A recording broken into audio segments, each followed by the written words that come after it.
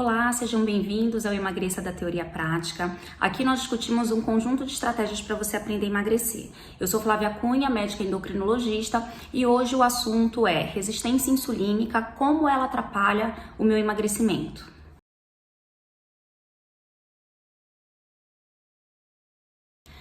Então, para a gente entender o conceito de resistência insulínica e a associação dela com a perda ou com o ganho de peso, a gente tem que voltar um pouquinho e começar entendendo o conceito de insulina. Então, a insulina é um hormônio que todos nós produzimos, né? A gente tem um órgão localizado no abdômen, né? Na barriga, aqui na parte superior, que se chama pâncreas, e aí umas células especializadas do pâncreas produzem essa insulina, que é considerada um hormônio. Existe um grupo de pacientes que sofre um ataque, uma inflamação, é um ataque autoimune dessas células especializadas do pâncreas, e aí por esse motivo eles não conseguem produzir adequadamente a insulina. Então esse grupo é o grupo de diabéticos tipo 1, mas nesse vídeo a gente não vai falar sobre isso. Então a gente vai considerar os pacientes que têm o pâncreas intacto, que tem o pâncreas normal, e essas células estão funcionando normalmente, estão produzindo insulina normalmente. E qual que é a importância da gente produzir insulina, né? Por que o nosso organismo ele é tão especializado nessa produção de insulina? Então, toda vez que a gente se alimenta, o alimento ele cai, né, no nosso trato gastrointestinal. Na verdade, ele começa a metabolização ainda na boca, e aí ele vai sendo quebrado. À medida que ele vai descendo, ele vai sendo quebrado em partículas menores, até ele chegar em partículas de glicose, que são as menores partículas que são absorvidas. Para essa absorção ideal, a insulina ela é fundamental. Na verdade, ela é o hormônio que pratica, que faz essa entrada da glicose do sangue periférico, né? Na verdade, dos vasos sanguíneos para o tecido. Os nossos tecidos, eles precisam de glicose para funcionar normalmente, né? Para ter energia. A glicose, ela é o substrato principal de energia, o nosso combustível principal de energia para os nossos tecidos funcionarem. Então, a insulina, ela funciona, na verdade, como uma porta, né? Na verdade, nem é ela que é a porta. Ela se acopla, ela se liga nos receptores de insulina. Isso tudo está acontecendo na célula, né? Ali na superfície da célula. Então ela se liga nesses receptores de insulina, e aí sim abrem-se as portas para que a glicose entre, né? Então a glicose, depois que ela foi absorvida, ela cai na corrente sanguínea, ela cai nos nossos vasos, só que ela não pode ficar nadando ali sozinha nos vasos, né? Então ela tem que ser aproveitada. E aí quem faz isso é a insulina, né? Então ela funciona como essa porta que abre para a glicose sair do sangue, sair da corrente sanguínea e entrar nos tecidos. Existe uma liberação que a gente chama de basal. Então, vamos imaginar, por exemplo, o mar, né? Então, o mar calmo. Então, a gente tem ali a água parada, a gente tem uma coluna relativamente fixa de água, e é como se isso fosse a nossa produção basal de insulina. E em alguns momentos vem um vento forte, e aí provoca grandes ondas, né? Então essas grandes ondas seriam os picos de insulina. Então vamos entender, existe uma produção basal, normal, fisiológica de insulina, e existem os picos de insulina que vão ocorrer exatamente quando a gente se alimenta, né? Então toda vez que eu me alimento, eu estou tendo uma produção basal, normal, assim, pequena, né, de insulina, e aí toda vez que eu me alimento eu faço um pico de insulina. Quer dizer, a insulina sobe rapidamente justamente para ela fazer essa atividade de jogar essa glicose para dentro dos tecidos, para dentro das células dos tecidos. Por que isso é importante? Porque todo o nosso organismo, todos os nossos tecidos, eles precisam de energia, e essa energia, ela vem dessa glicose. Então a gente utiliza a glicose como um combustível, como uma fonte de energia. E todos os alimentos provocam um pico igual de insulina? Não, né? Dependendo do tipo de alimento que você ingere, você vai ter maior ou menor pico de insulina. Sempre existe esse pico, né? Sempre ela é liberada numa quantidade acima daquele nível basal que a gente fala, né? Então, sempre que você come, existe alguma liberação de insulina. Só que dependendo do tipo de alimento, aí, assim, dependendo, inclusive, do tipo de macronutriente, porque a gente divide os alimentos em macronutrientes para ficar mais fácil didaticamente. Então, dependendo do tipo de macronutriente, você tem uma ativação, uma produção maior ou menor desse pico de insulina. Então, para entendimento simples, todos os carboidratos, tudo que é carboidrato, provoca um pico mais elevado de insulina do que os outros componentes, tá? Do que proteína e gordura. Então, a gente precisa entender essa diferença. E o organismo, ele funciona todo conectado, né? Então, quando você está há várias horas sem se alimentar, o seu nível de glicose, ele já está caindo, porque não está vindo glicose externa, né? Não está vindo glicose de fora. E aí, lembra, ativam aqueles mecanismos de manutenção de um nível mínimo de energia através da quebra daqueles outros componentes de músculo e principalmente de gordura. Então, vamos supor que você está nesse período de jejum. O que acontece? Se a glicose está baixa, a insulina também vai estar baixa, né? Acompanhando a glicose. Porque se eu não tenho glicose ali chegando para metabolizar, eu não preciso da insulina. Ela vai estar zero? A insulina vai estar zero? Não, porque eu tenho aquela produção basal de insulina. Mas eu vou ter uma diminuição ainda maior dos níveis de insulina, porque se eu tiver insulina presente, o pouco de glicose que tem no meu organismo, imaginando num período de jejum, o pouco de glicose que tem no meu organismo vai sair do sangue, entrar para as células e eu vou fazer hipoglicemia. Então, se eu não tivesse essa diminuição, essa supressão fisiológica normal da insulina no período de jejum, eu faria hipoglicemia, o que é também perigoso, né? O que não é saudável, tá? Então, vamos entender que no jejum tá tudo reduzido, a glicose está reduzida e a insulina está reduzida. E aí, olha que interessante, eu começo a ter ativação dos meus centros aqui do sistema nervoso central, principalmente dos centros do hipotálamo, de fome, né? Então, eu começo a ativar os meus centros de fome, tá? Tem dois centros bem importantes que eu acho que vale a pena a gente conhecer, que é o neuropeptídeo Y e o AGRP, que é a proteína relacionada ao AGUT. Então, assim, isso é tecnicamente, né, um nome só a título aí de conhecimento, mas o importante é saber que existem centros da fome no hipotálamo. E aí, quando o meu organismo detecta que essa glicose está baixa e a insulina está baixa, por conta da glicose baixa, ele ativa lá no meu hipotálamo esses centros de fome. E aí isso me faz buscar a comida, né? Então eu começo a ter um comportamento de querer comida, de buscar comida, justamente para corrigir essa baixa de glicose. Se eu respondo aos meus sinais, né, a esses sinais aí de fome, se eu respondo ao meu organismo ingerindo comida, né, buscando comida e me alimentando, comendo, colocando algum alimento dentro do meu organismo, aí eu começo a ativar uns outros mecanismos que são exatamente a metabolização. Então eu começa tudo na boca, né? Então eu começo a triturar o alimento, eu começo a digestão desse alimento na própria boca. Isso acontece ao longo de todo o trato gastrointestinal, cai no meu estômago, aquele bolo alimentar, e depois ele é enviado ao intestino. Toda essa dinâmica, né, todo esse caminho que a comida faz, não é simplesmente um caminho, não é um tubo para ela passar. Ela vai passando e ela vai ativando, né, algumas substâncias. Então, o que acontece? A insulina, ela começa a ser ativada só pela chegada do alimento no organismo, tá? Então, já existe um estímulo à liberação de insulina só do organismo só do alimento chegar no organismo. E aí, quando o alimento já está lá no intestino, que ele vai ser absorvido, que é o nosso local, né, de absorção dos alimentos, aí existe um estímulo ainda maior, existe um pico ainda maior de insulina. Então, só para a gente entender que não é só quando o alimento é absorvido que a insulina é estimulada, né? Só da presença ali do alimento, o intestino já começa a liberar alguns hormônios que vão estimular o pâncreas a produzir e aumentar essa produção e liberação dessa insulina.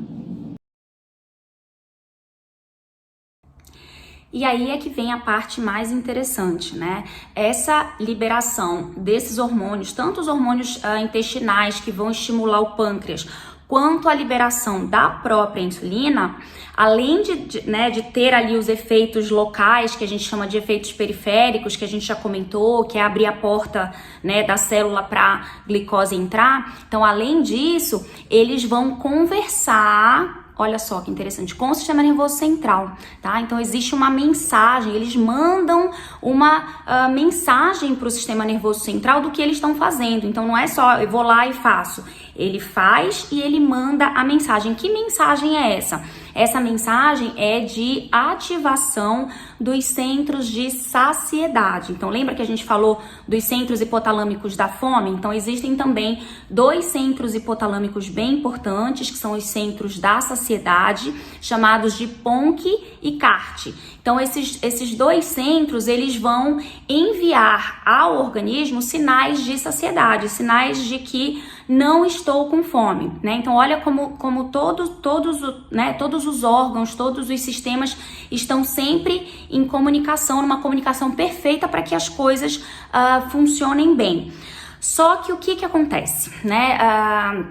Existe também influência do nosso sistema límbico, né? Então tem algumas estruturas aqui, porque se fosse assim uma coisa tão simples, né? A mais B seria muito fácil, né? Mas não é que nem matemática, né? Então, além desses centros hipotalâmicos, existem outros centros aqui também no sistema nervoso central, que são centros relacionados às emoções e que trabalham também em conjunto com esses centros hipotalâmicos. Então, na verdade, é como se eles reforçassem ou não esses sinais, né? E um desses centros é o hipocampo. Queria falar um pouquinho do hipocampo. Então, o hipocampo, ele é um centro relacionado a aprendizado, a memória e também a comportamento alimentar. Sim, ele tem uma relação com o comportamento alimentar.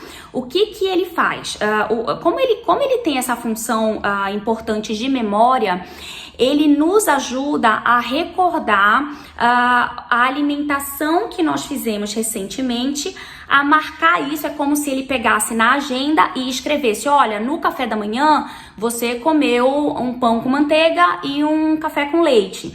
E aí ele nos faz relembrar disso na próxima refeição, quando a gente está pensando, né, em comer novamente, por exemplo, ele nos faz relembrar o que nós comemos na última refeição, e isso faz com que ele escolha por exemplo, não comer logo em seguida. Então, é o que a gente chama de controle inibitório, né? Então, ele entende, ele marca o que comeu, e aí ele também nos ajuda a pensar assim: olha, eu acabei de comer, eu comi tem meia hora, então eu não quero comer agora, eu não tô com fome. Então, ele nos ajuda a rejeitar comida, porque ele lembra que eu acabei de comer, né? Ou não, ou ele lembra que eu já comi há muito tempo, há muitas horas, e que agora sim eu posso comer. Então ele participa disso.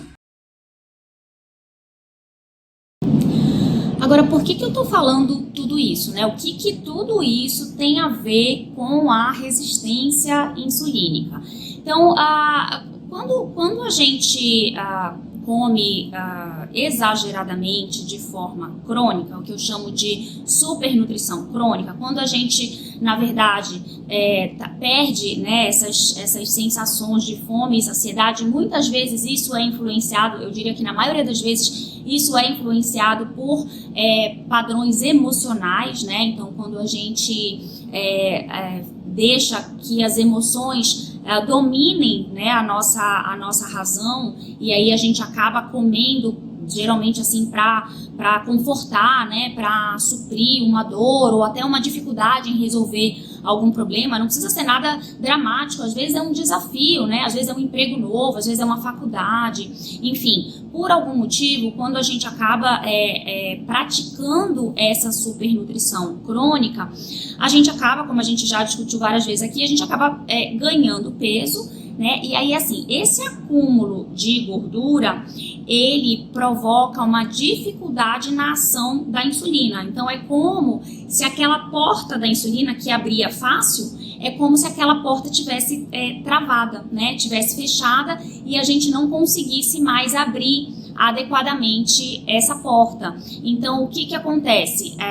O meu pâncreas, ele responde produzindo mais e mais insulina, porque ele está entendendo que está faltando insulina. Na verdade, não é que está faltando insulina, é que a insulina não consegue abrir a porta, né? Então, ela está com essa dificuldade de abrir a porta para a glicose entrar, para a glicose sair do vaso e entrar para os tecidos. A primeira resposta que o pâncreas dá é aumentar essa produção de insulina. Qual que é esse objetivo?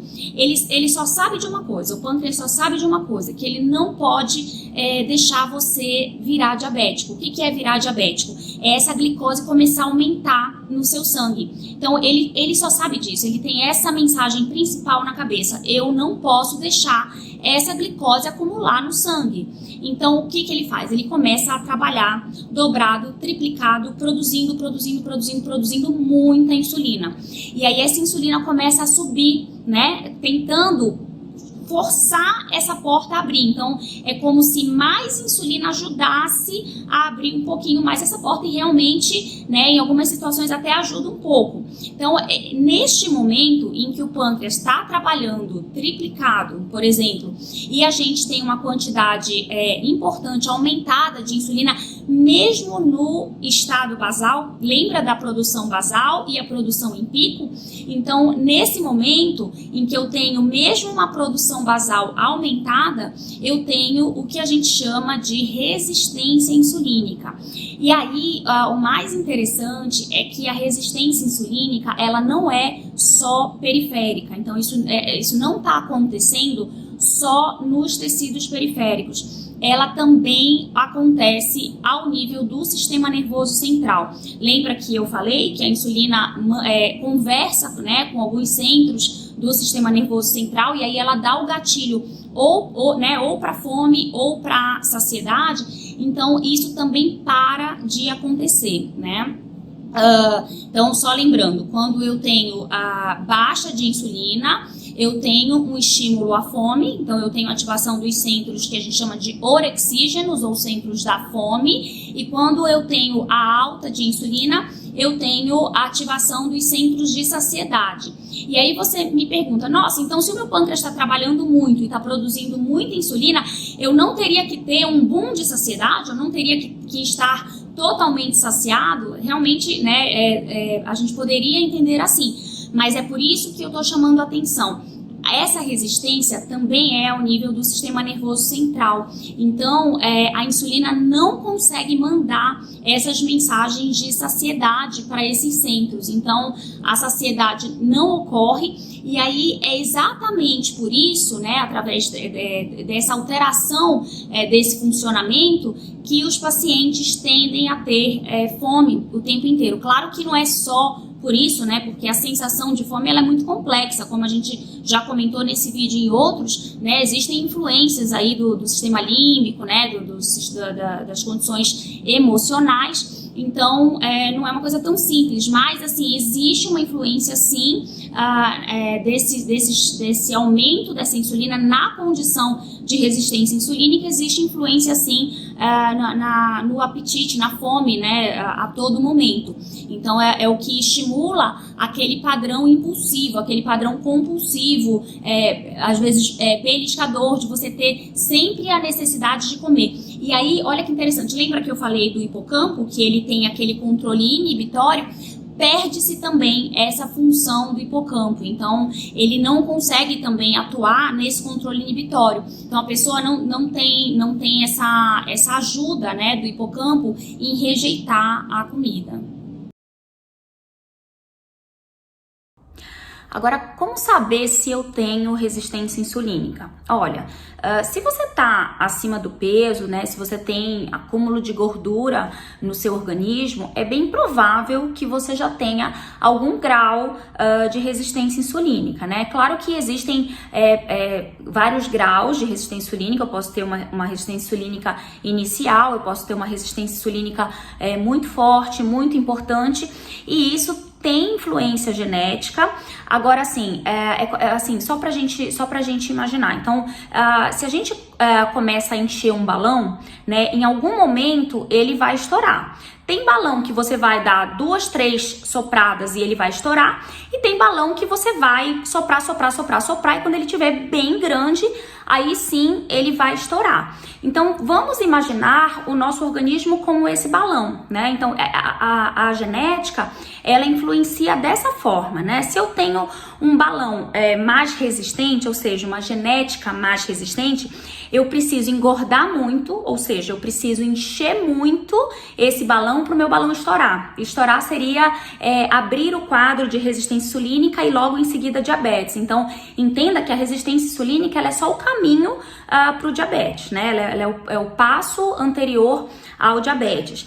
Então, se eu tenho uma genética que me favorece, isso significa que eu vou precisar encher muito o meu balão, ou seja, eu vou precisar engordar muito para poder abrir o quadro de resistência insulínica. Se eu já tenho uma genética que não me favorece muito, que aí seria o balão que eu enchi um pouquinho, ele já estoura. Então, isso faz com que pouca comida, ou seja, pouco ganho de peso, já me faça apresentar resistência insulínica. Como é que eu sei isso na prática? Bom, além do excesso de peso, existem alguns sinais clínicos. Um deles que eu queria chamar a atenção é um escurecimento da pele, principalmente região aqui de dobra, né? Região aqui de pescoço, axila, virilha. Então, essas regiões começam a ficar escurecidas. Muitas vezes o paciente acha que é sujeira. As pessoas, né, até olham e acham que, não tomo banho. E não é sujeira. Na verdade, nada mais é do que a insulina que está em excesso no corpo, ela começa a se depositar, né, nos receptores da pele, e aí ela começa a escurecer a pele, principalmente nessas regiões de atrito, nessas regiões de dobra. Isso se chama acantose nigricans. Então, esse escurecimento bem característico dessas regiões é um sinal super importante de resistência insulínica. Mas você pode ter resistência insulínica sem ter já esses sinais. É interessante que a gente tem visto muito isso em criança, né? Então, tem muita criança com obesidade que já está desenvolvendo resistência insulínica. Então, são pacientes com altíssimo risco para desenvolver diabetes numa fase ainda jovem da vida, né? Agora, o fato é que, independente da genética, tem muita gente que adora culpar a genética, né, e se eximir da responsabilidade, mas assim, independente da genética, o balão só vai estourar se você encher, né? O que é encher? É você praticar essa supernutrição crônica, né? Então é como, não sei se você já estragou um liquidificador. Eu, né, na minha fase de adolescência, já sem querer estraguei um liquidificador, coloquei um monte de coisa, tava querendo fazer uma vitamina, saí colocando um monte de coisa, mais do que o motor do liquidificador poderia suportar, e aí na hora de bater, ele travou e ele parou de funcionar, né? Então, o que eu fiz? Eu sobrecarreguei o motor do liquidificador. Quando a gente pratica supernutrição crônica, nada mais é do que isso. A gente está sobrecarregando o nosso motor, a gente está sobrecarregando esse funcionamento normal, natural, que eu expliquei no início desse vídeo. Então, assim, é a supernutrição crônica que nos leva à resistência insulínica, e aí isso vai acontecer cedo ou tarde, aí sim entra a participação da genética.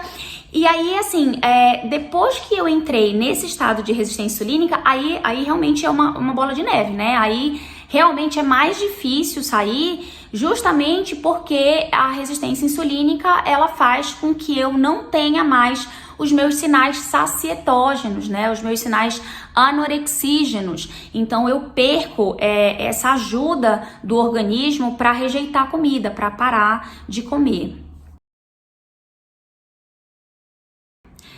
Então vamos resumir rapidamente os perigos da resistência insulínica. Então, primeira coisa, lembra, né, não consegue abrir aquela porta da célula, então não consegue fazer a glicose entrar, né, o organismo não consegue utilizar adequadamente aquela glicose. Então, o que acontece clinicamente? O paciente se sente cansado, né, se sente sem energia porque ele não está conseguindo utilizar a glicose adequadamente do organismo dele. Se essa glicose não está entrando nos tecidos para ser utilizada na forma de energia, né? O que acontece? Ela se acumula no sangue. Se ela se acumula no sangue, em algum momento esse acúmulo vai ser patológico, vai ser bem acima do normal, que é o momento em que a gente dá o diagnóstico de diabetes para esse paciente. Bom, ela pode provocar, né, além desses sinais de cansaço, fraqueza, desânimo, pode provocar o escurecimento da pele. Isso socialmente é uma coisa ruim, os pacientes reclamam muito disso, né, se sentem envergonhados, querem esconder, porque sabem que as pessoas acham que é sujeira, então isso socialmente é um problema.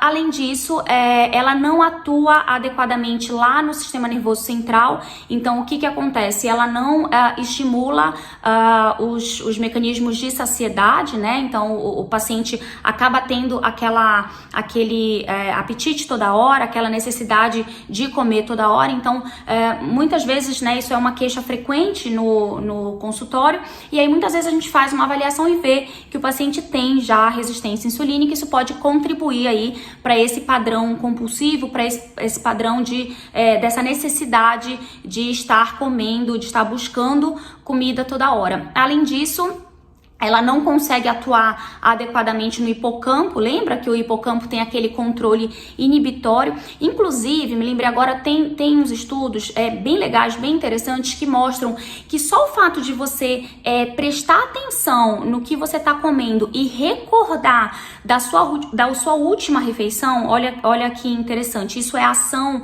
do hipocampo. Então, só o fato de você prestar atenção no que está comendo e memorar, né, recordar das coisas que comeu, você já tende a comer menos nas próximas refeições. Então isso te ajuda na perda de peso, né? Então isso se chama autogerenciamento, é você ter a gestão, ter o gerenciamento adequado de tudo que você está comendo, é você recordar, né? Às vezes você pode utilizar anotações, mas o legal é exatamente treinar a cabeça para recordar, para documentar, para marcar aquilo que você comeu e aí gerenciar isso ao longo do dia, né? Então isso vai te ajudar a diminuir a quantidade e a frequência das próximas refeições. Olha, o ideal é a gente evitar, né, o desenvolvimento dessa resistência insulínica, né? É você realmente evitar ganhar peso, evitar tá sempre se alimentando nos eventos sociais, praticar esse autogerenciamento justamente para não cair na armadilha da supernutrição crônica, né? Não ganhar peso e aí entrar nesse furacão aí, né? Dessas ativações aí, desses mecanismos que nos atrapalham na perda de peso e nos ajudam, inclusive, a ganhar cada vez mais peso, né? Então, se a gente evita a resistência insulínica, se a gente se previne dela, a gente tende a ter, né, uma vida mais ativa, mais energia, mais saúde, né? Você vai dosar os seus exames de sangue e você vai ver que eles estão bons, você vai ter uma glicemia controlada. Inclusive, né, muitos me perguntam assim, eu posso dosar no sangue e saber se eu tenho resistência insulínica? Tem um exame que a gente faz, não é considerado o padrão ouro, mas na prática é um exame que nos ajuda, que a gente dosa a insulina e a glicemia, a gente faz uma conta, na verdade a gente está buscando o índice ROMA, que é o índice de resistência insulínica. Então, de forma prática aí, para os que quiserem, né, discutir com seu médico, ou se tiver algum médico assistindo, glicemia vezes insulina dividido por 405, e aí você tem uma numeração, né? Esse índice é o teu índice ROMA, que é o índice de resistência insulínica. A gente utiliza, né, em torno de 2,9 como limite. Claro que isso pode variar, né, conforme o grau de obesidade, mas é um parâmetro clínico prático que a gente utiliza.